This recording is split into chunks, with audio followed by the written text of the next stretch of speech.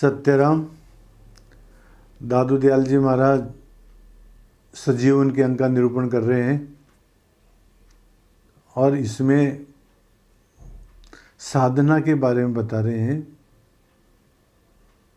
कि साधना सफल कब होती है। तो ये बात बताते हुए दयाल महाराज कहते हैं, दादू साधन सब किया जब उन मन लागा मन, दादू सुस्थिर आत्मा यो जुग जुग जीवे जन।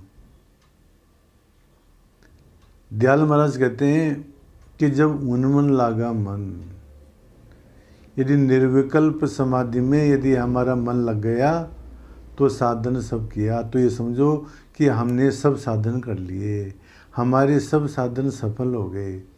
यदि निर्विकल्प समाधि में हमारा मन नहीं लगा तो हमारा कोई भी साधन सफल नहीं हुआ।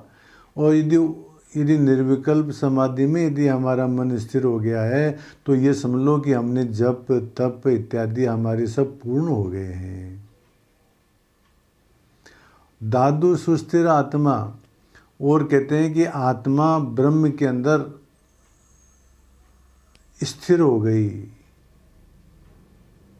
आत्मा ब्रह्म के अंदर विलीन हो गई।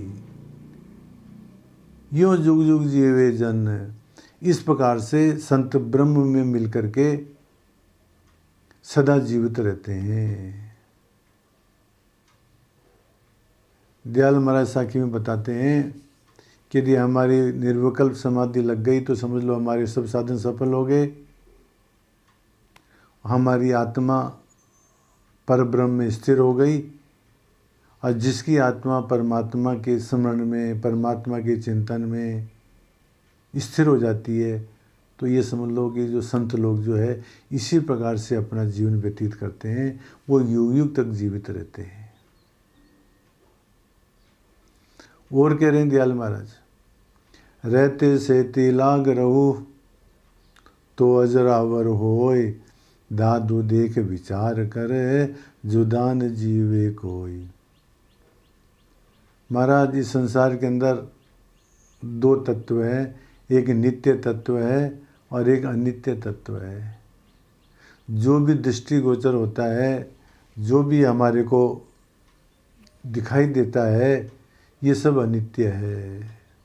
जहाँ तक हमारी इंद्रियों का गमन है, इंद्रियों की शक्ति जहाँ तक जाती है, जहाँ तक हम इंद्रियों से किसी भी चीज़ को ग्रहण करते हैं, ये सब अनित्य हैं। चाहे वो नाक के द्वारा करें, चाहे कान के द्वारा करें, चाहे जीभ के द्वारा करें, चाहे त्वचा के द्वारा करें, चाहे आँख के द्वारा करें, इंद्रिय गोचर जो भी वस्तु है वो सब अनित्य है।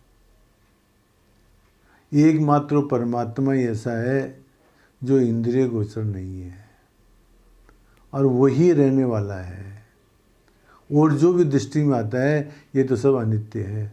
तो दयाल महाराज कहते हैं, रहते सेती लाग रहू, जिसकी सत्ता है, जिसकी सत्ता थी और जिसकी सत्ता रहेगी, उसी के अंदर अपना मन लगाओ तो अजरावर होए, तो तुम अजर अमर पद को प्राप्त हो जाओगे। जो अविनाशी है उसमें यदि तुम अपना मन लगाओगे, जो हमेशा रहने वाला जो तत्व यदि उसमें तुम अपना मन लगाओगे तो तुम अजर अमर हो जाओगे। दादू देख विचार कर, ये विचार करके देख लो तुम, जुदा न जीवे कोई, उस परमात्मा से अलग रह करके कोई भी आदमी अमर नहीं हो सकता है। यदि हम अमर होना चाहते हैं तो हमारे को अपने स्वरूप में लीन होना पड़ेगा, परमात्मा के अंदर हमारे को ध्यान लगाना पड़ेगा, परमात्मा में ही हो जाना पड़ेगा, तभी हम अमर हो सकेंगे। और हम ये चाहें कि मतलब सांसारिक वस्तुओं को इकट्ठा करके, शरीर को पालन पोषण करके जो हम ये चाहें कि हम अजर अमर हो जाएं, ये संभव नहीं है।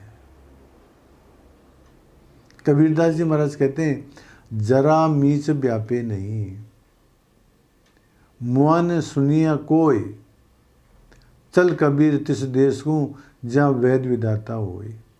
उस देश को चलो, उस स्थान की ओर गमन करो जहाँ वेद विधाता हो, जहाँ वो परमात्मा ही वैद्य हैं। ये हमारे और जो सांसारिक वैद्य हैं ये हमारे काम आने वाले नहीं है। हमारी व्याधि लगी हुई है, हमारी जरा की और मरण की, वृद्धावस्था की, जन्म की और मरण की जो व्याधि लगी हुई है, इसकी औषधि जो है वो किसी के पास नहीं है।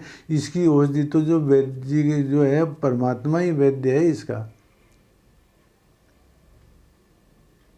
तो कहते हैं तुम यदि परमात्मा में लग जाओगे, कबीरदास जी महाराज कहते हैं, तो जरा मी से व्यापे नहीं, तो वहाँ पर जो है आपको बुढ़ापा भी नहीं व्यापेगा और मृत्यु भी नहीं आएगी। और मुआ ने सुनिया कोई, वहाँ तो कोई मरने वाली बात तो सुनते नहीं है। वो तो अमर अजर अमर स्थान है परमात्मा का। तो चल कबीर जी उस देश को, कबीरदास जी कहते हैं तुम उस देश को चलो जहाँ वेद विधाता हो, जहाँ वेद जी विधाता ही वैद्य हुए, अर्थात हमारा मन हम जो है परमात्मा में ही लगा हुए हैं। परमात्मा के अलावा यदि हम और कोई चिंतन करेंगे तो हम जो है अनित्य संसार को ही प्राप्त करेंगे। और परमात्मा के अंदर यदि चिंतन करेंगे, परमात्मा का चिंतन करेंगे, परमात्मा का स्मरण करेंगे, तो हम परमात्मा में ही हो जाएंगे। और कह रहे हैं दयाल महाराज, दादू तज संसार सब रहे निराला होय, अविनाशी के आसरे कालन लागे कोई। दादू तज संसार सब, सांसारिक संपूर्ण प्रपंच व विकारों को और गुणों को छोड़ दो।